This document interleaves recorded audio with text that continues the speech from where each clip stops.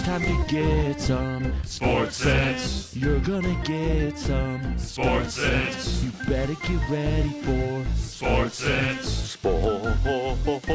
SportSense. Improvise this little intro too. Welcome back, everyone. This is SportSense episode 25. Dad, we made it to a quarter of a century, it feels like. A quarter of 100 episodes. So yeah, quarter. We're one more away from half a year. Oh, right. Yeah, I always forget 52 weeks is such an odd. It's annoying to have to keep up with that specific number for the year. But yeah, I wish it was an even 50. I could understand that, but it seems like I don't have a problem with it, so I'll keep up for you. No strong opinions over there. Well, yeah, I definitely have strong opinions about that and about daylight savings, but which I think we're all starting to get on board with. But anyways, okay. Well, everybody, hello. This probably will have zero editing because we had just had a podcast baby. So, Dad, I guess you're not having babies anymore. So you guys can all assume that my wife and I just had our very first baby. So he was born, let's see, half a week ago, 5 days ago. And his name's Benson, and he's really cute. I never really cared much for babies.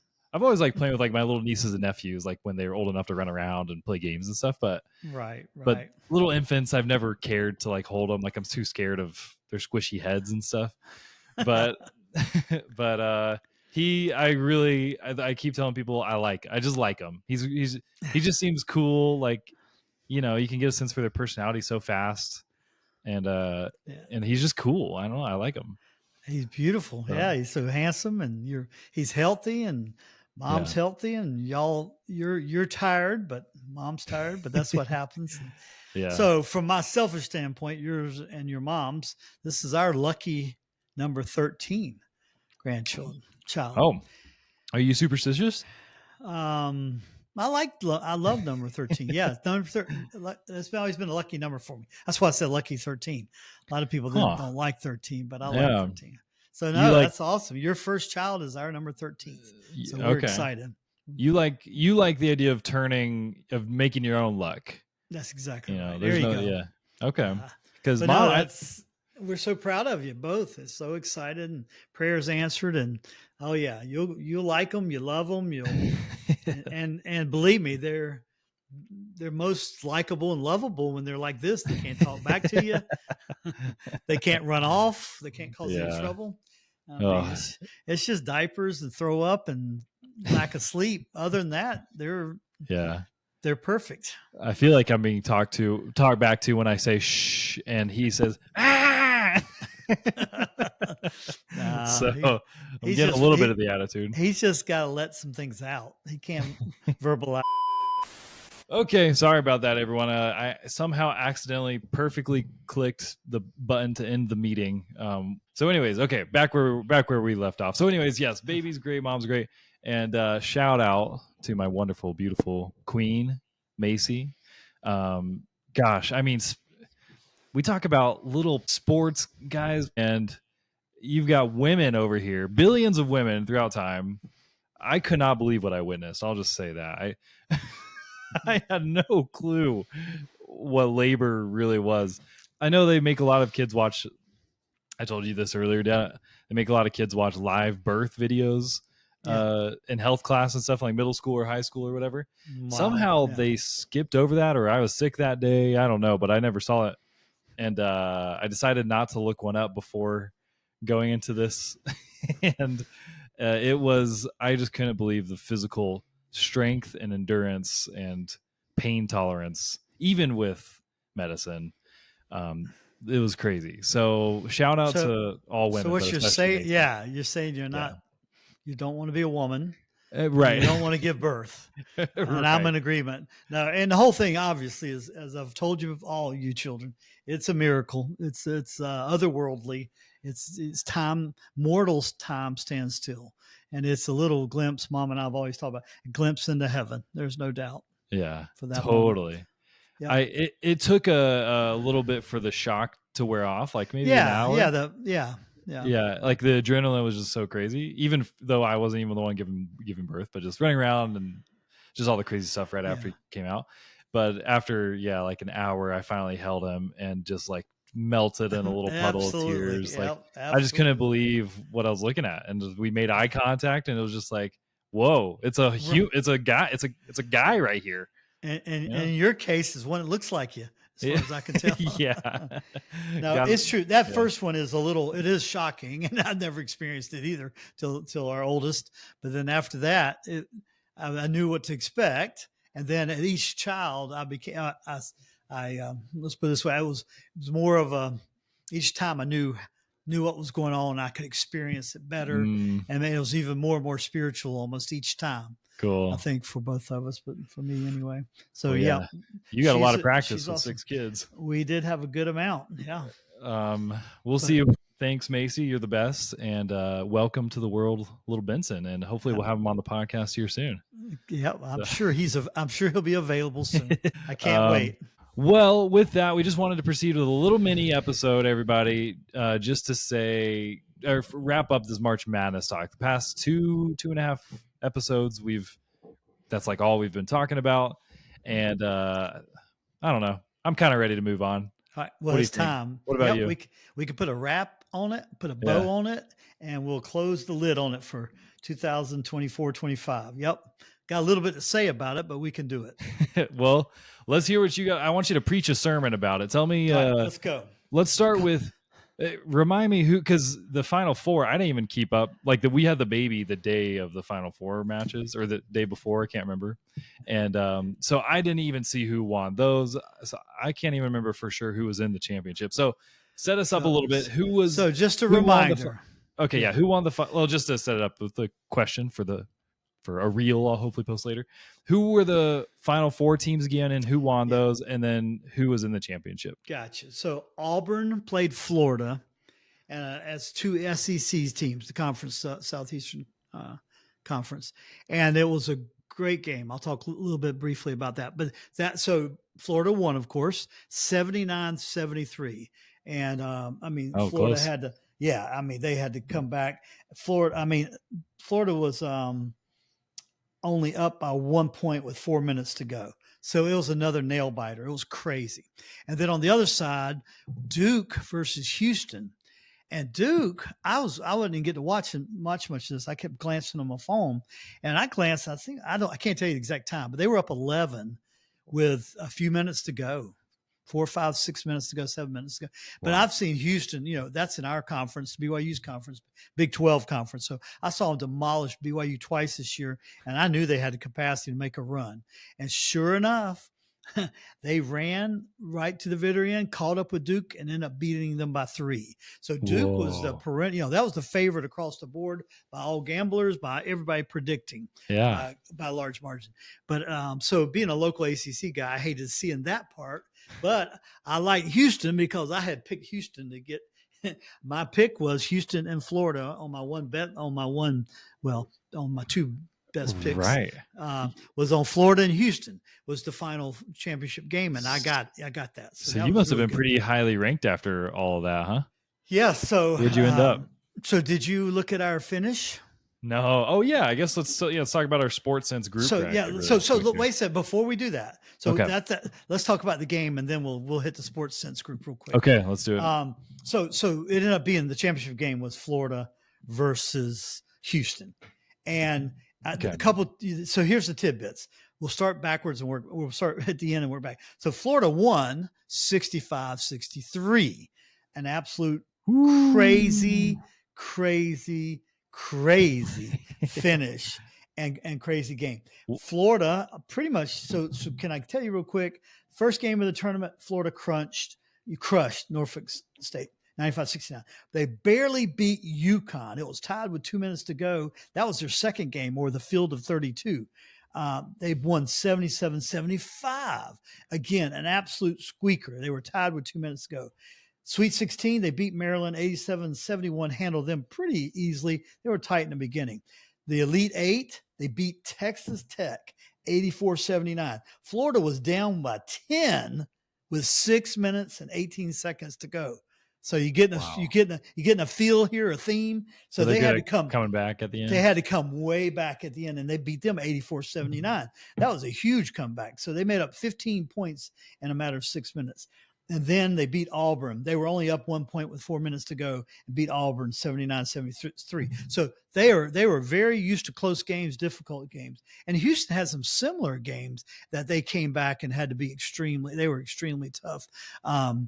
Anyway, they had some close games. We aren't going to go back because they're the losers. I hate to say that, but we can't talk about them. We don't have time. But you're saying it was exciting exciting championship game because both teams were really good at being clutch and like coming in. They at really the last did, second, pulling off the win. Yeah, and Houston just played so well anyway. But they beat Purdue by 2 to get to the Elite Eight, and then they beat Tennessee handily by 19. But they had a couple of really close games. Bottom line is it was a crazy game. So I'm going to give you a couple of stats that make it crazy. All right. Just to kind of help y'all have something fun to talk about. Number one, this was the first loss, and I think Houston had 4 or 5 total for the year. First time Houston lost this year where they held a team, meaning they defended a team, held them less than 70 points. And they held Florida to 65. They won all the other games where they held a team under 70 points. So that was a big break from what they had done all year. It's kind of crazy. Yeah. Florida was down 12 points in the second half. And it was kind of a low scoring game. So 12 difference if you're scoring 100 points versus 60, you know what I mean? By percentages, 12 was a big number to be down. Florida only led 8-6 with about 15 and a half minutes to go in the first half. That was their only lead in the game until the last few seconds of the game. You're kidding. They were tied a couple times down the stretch, but they never led in this whole game. So Florida, they had the first time they started leading. They had a couple ties before this. First time they took the actual lead since that one lead in the very first half was with 46 seconds to go, and they took the lead of 64-63. So they got fouled. They scored a free throw, made it 65-63. And the crazy finish was Florida played such outstanding defense that Houston took a timeout, had a play, and never got a shot off. The time ran out on them. The guy turned the ball over and couldn't even get it up in the air before. Because this guy jumped out at him when he was getting ready to shoot, and he naturally pulled it in and threw it and kind of dropped it on the floor. Now, if he touched it, it'd be a double dribble or travel, whatever they call it. So he kept trying to block guys out, trying to get his guys to come get it. As this time, the time's running out, right? Man. It was just crazy. Wow. And Florida dives on it and throws it forward, and time wins out. Florida wins. Interesting enough, both teams shot horribly on threes. They were both about 24% or 25%. So they shot terrible on their threes. Is that because defense was so good on both teams? Well, so here, listen, this is another crazy. You want to hear something crazy? And some of the big pundits they're really blasting the officials. And here's why. And there's why. There's some empirical data here. So an entire first half between the teams. So I'm going to tell you cumulative fouls between the two teams, the first half. How many fouls you think were called for both teams total? Average is like 7 to 10, right? Well, it'd be seven, probably 5 to 7 each, right? Per so team. So it'd probably be 10 to 14. They called 4 fouls total. Oh, so they just weren't calling anything. Exactly. And so it was a rough, wild game. Well, the players came out and played the exact kind of game in the second half, but guess what the rest did? Amped it up. They called 23 fouls. What the heck? What was so different? Great question. Players played the same during halftime. I don't know what happened, but here's the difference. I believe in what listen to other guys, the guys on TV say. But the difference was Florida started adjusting better to that, and the two big men from Houston didn't adjust, and they both got 4 fouls pretty early in the second half, and that really hurt Houston's defense. Makes sense? So, a little bit of basketball education here. Yeah, I know that if you get a certain amount of fouls as a player, you can't play anymore in the game. Correct. What is that number? In college, it's 5. Okay. So those guys, you said the two big men on Houston, they got up to 4, which means they had to be super careful after that, right? Yeah, and they had to sit on the bench for a good little while Oh man, to try to keep them from fouling out. So I'm just giving you some strategic. stats. Yeah, give you some stats that kind of show you how it impacts the game, right? Yeah. Those type of things. But believe me, I don't think I've ever heard of 4 fouls as aggressive as these two teams are on defense. 4 fouls being called in the first half and 23 the second half. I mean, who does that? I've never heard of that in my life. So weird. So that was pretty crazy. Okay. Another fun tidbit. I mean, this is true. Now, this is one of my tidbits for sure. We won't do it at the end. Official tidbit. Yeah, it all goes in together, but let's mark it as official tidbit. Daddy tidbits. Florida's head coach is named Todd Golden. He's 39 years old. He's the youngest coach to win an NCAA championship since 1983. So that's 42 years. So do you know who the coach coach in the team was in 1983? Sorry. So are you saying this is we're only talking about Florida here, not just general? No, yeah, we're talking about everybody. Nobody has won. Okay. He's the youngest coach to win. Let's see. The only coaches I know are Coach K from Duke and Coach Williamson from UNC. Williams, yeah. Were they Williams? Williams, yeah. You know this coach. He became almost more famous. I haven't said it right yet? Nope. 1983, okay. Who was the team that made the most unpredictable Cinderella run ever? I know NC State was 85. No, they're 83. They were 83. Yeah, so Jim Valvano. Oh, I definitely don't know that name. You don't know Coach Valvano? Jimmy V? No. Jimmy V, Wolf Cardiac Pack? Jimmy V? You've never, I guess either you didn't do your job raising me right as an NC State fan, or I didn't do my job being a big enough fan. There you go. Because Jim Valvano is the one that became so famous with his speeches, and he's the one that had cancer early, and that's why it's called the Jimmy V Foundation. They do fundraising every year on the largest scale ever, and they're over, I don't know, multi-billion now, but billion. Basically, every dollar you spend now or give them, they go straight to cancer research because they've got so much built up they can pay the staff and all from their earnings. Wow! But that's Jim Valvano. Oh, yes. So he was to all people listening. I apologize for both of us. Apparently, I don't know how. Yeah, Jim Valvoline Oil or whatever. Valvano, you're being very disrespectful. Yeah, he gave like the greatest speech ever at the ESPYs when he died. Just like 2 or 3 or 4 weeks later, he got up and gave the speech. Never, never, never give up. You don't know that speech? Maybe. I don't know. I don't think so. You're killing me. All right. Well, after your baby gets a lot more grown, you got to do some homework. Does he have? Look, I know Coach K has a book. Does Jimmy V have a book? He had a book, and he was very charismatic, and I only know the coaches with books. Oh my gosh! So.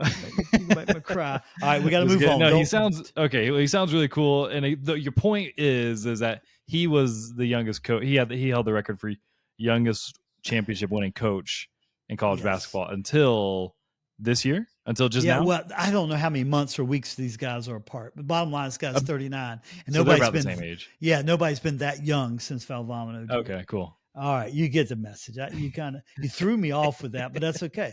You did great. All right. Get back on the train. Here we go. Back on the train. I'm about done in terms of the most important, the craziest part. And the most valuable player, interesting enough, is named Walter Clayton Jr. He was an All-American. He's a guard for Florida.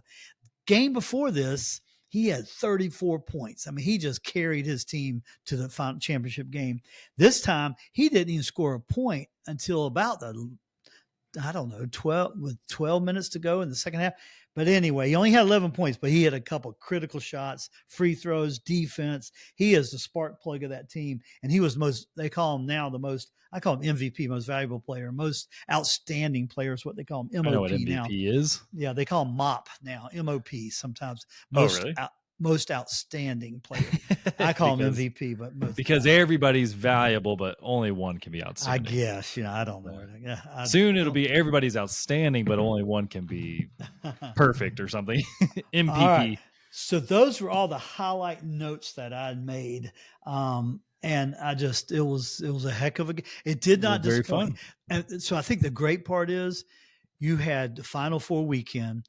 Auburn and Florida went down to the wire, right? Duke, Houston, huge comeback, really right down to the wire, like the last few seconds. Florida, Houston, really the final game, last few seconds. So the 3 games you have on Final Four weekend, if I were, CBS was carrying this, they could not have hit a bigger home run in terms of the excited, competitive nature of the games. And so, cool. Okay. Yep. So that's it. It's kind of like college football. I go into a slight depression. We're now done with this.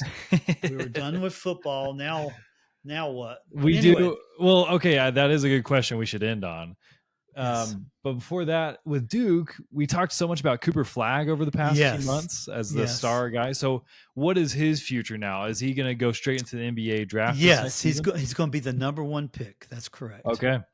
Yep. Just based purely on his own solo statistics. Just everybody's been looking at him since he was 16. He turned 17. He was 17 when he started. As I told you, he started Duke. Wow. He started high school. Started college a year early, and he's going to be the number 1 pick, and it's not even close. Not even close. Hey, I got to give one final. Oh, I'm sorry. One thing about what to talk about, only because this is a conclusion of what we've been talking about. Yeah. What's the NHL record we've been talking about? Oh, no, I saw this. So funny enough, in the hospital, I walked past the TV screen with the news, and it showed Ovechkin scoring his 895th goal. Is that the number? That's the number. Yeah. That finally broke Wayne Gretzky's goal record in hockey. So pretty cool. Show you how classy Gretzky was. He had been going to the last 2 or 3 games. He was there to congratulate him in person. That's really cool. Okay. Cool.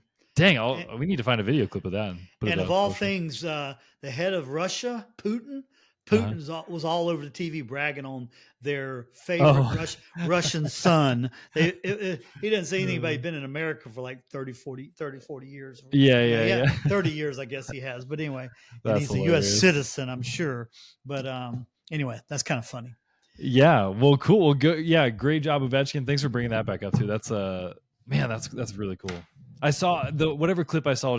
I was like running to grab food. I was running this way and that for Macy, but whatever clip I think I saw Ovechkin score the goal and then just like literally just do a belly flop on the ice. He ran and slipped. He dove forward like the soccer players do. I mean, that's pretty impressive at his age anyway. I don't know how he's doing. He's all gray haired and everything. I mean, I wonder if I wonder if the goal now is like if just try to get that record as high as possible. He wants to get to 900, right? Anybody thinks nice about even numbers, you got to get 900 or more, which I feel like he will. And I don't know, he might retire. He should retire, but he might. I mean, he's been really good this year, so cool. If he's still loving playing, he might just keep playing. You gotta do what you love. Well, very cool. Well, thanks so much, Dad. That was a great recap. And let's wrap this up with what you brought up a minute ago, which is where do we go from here? Should we do some general sports education, or is there going to be enough breaking news that people are talking about the next few months to even address? I think there is. I think one thing we want to definitely focus on is baseball, Major League Baseball. I think what will come up too in between this somewhere in early summer, we'll have the Little League World Series, which is so cool. And that's fun to talk about and see and get some highlights from. Interesting. I didn't know that was a thing. And then at the end of the month, we already have a week or two's worth of discussion at the end of the month.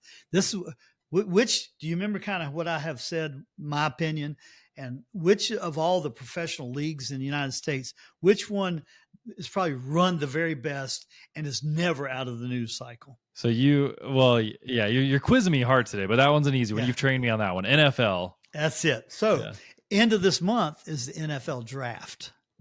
Okay. So then there'll be chatter about that. Yeah. Oh my God. I'm always going to be, it's going to be like somebody starving a voracious appetite by the time we get to the end of April to talk more football. So you got the draft coming, which again, then you start looking at teams putting together additional trades, who's predicting. So we always can talk some NFL. I'll slip a little bit of that in all through it. But baseball will be fun. And next one, I'll tell you about your mom and I's and your youngest brother, Casey and Mia, his wife's experience at opening opening home game, the opening day at home of the Braves this past Friday. Fun. We'll tell you all about that. That was a remarkable experience. So, all right, Great. that's it. That's Okay. it. Let's Well, go. hey, fine. We didn't go through the whole roster of the SportSense bracket, but I just wanted to give yeah. let's just give a quick congratulations to my friend Zach, my friend who's from Florida. So I think this was who he was really hoping would win. My friend Philly Mouskowitz is his name on here. Yeah. My brother-in-law Jaden, aka Osama bin Laden. Yeah, he was close. He was close. He was right behind you, and then who's the winner? And then you earned, Dad. Congratulations, you earned I think you proved that you can host this show and be an authority figure here on the podcast. So well done. I'm good for a year, but also we got to say it was exceptional. I feel very humbled by this, but what I'm thrilled about, even more important to my SportSense family here, I won the family one, the one that we get real bragging rights for the year. So yes, that's true. So it was a 2-bagger for me this year, and it is pretty cool. You know how I was always counting the number. I ended up 200 and what was it, 1,000 out of 24.5 million. So that's not bad. Okay. And lastly on that, what I liked is I beat almost all the ESPN pundits except for 2. I think 2 or 3 beat me. No Other way. than that, you go look at all the what they call their stars or whatever. Yeah, there's some bad ones on there. You beat them. A lot of people beat them, but yeah, I was right up there in the top 3 with those guys. So that was pretty rewarding. Fun. It was fun. So did you hand pick everything in your bracket this year, or did you just press the chalk button? No. Or what'd you do? I handpicked them. Yeah. Okay. I follow a couple of the main guys that I like at ESPN that I trust. And the one that I really trust, he was number 1. He was like a top 100,000. And I didn't copy his. He had a review on each team. So I just kind of looked at his reviews real quick on the top 2. So cool. It takes luck. I mean, look, Houston probably should have won that game. Duke probably should have beat Houston. You know what I mean? It's one of those lucky times where I picked the winner of the national championship. I have never done that very well. I've done okay in these things. And I might have won 1 or 2, or maybe I won a few, but it's hard to get that final winner. That's for sure. For sure. Especially with a game like this, like you said, where literally they didn't have the lead almost the entire game until the last half a minute or whatever. It's crazy. Right. So who was Lindler's picks? That was the dad. Remember that's what? Cool. Yeah, I like that one. So father-in-law's friend's daughter. Congrats. Congratulations. He did good. If Duke had won, they'd have been right up there. Yeah, she would have nailed it. Yeah. Funny. She would have beat me. She would have won. That's the one I picked. I see if Duke would have won, she would have won the thing. Cool. So dang. Tell her good job. Well, thanks everybody for participating, and I know the Masters is going on. Apparently, there's Masters brackets now for golf. We don't. I was holding that. I was just okay. I'm salivating over the Masters. I love the Masters, but we don't have time. You said this was supposed to be a mini one. I know. I'm just saying. I'm just teasing. For next week. We'll get into that. We're going to talk about the Masters for sure. Okay. So everybody, watch a little of the highlights at least, so it'll make sense to you when we talk about it. Okay. Sounds good. Well, thanks so much, Dad, and congratulations again on your well-deserved victory this year. And with that, everyone, we'll hopefully tune in with a baby, maybe even next week. So can't see wait. you then. We'll see you soon. Don't forget your mom said send pictures for today. Okay. Okay. All right. Love see you, everybody. See you, Coop. Bye, Dad. Bye. SportSense.